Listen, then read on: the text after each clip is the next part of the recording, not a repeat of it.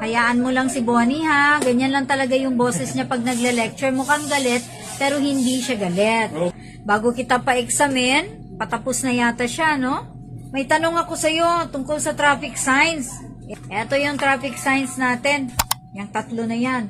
Ang question is, alin sa mga sumusunod ang nangangahulugan na kumaliwa sa unahan?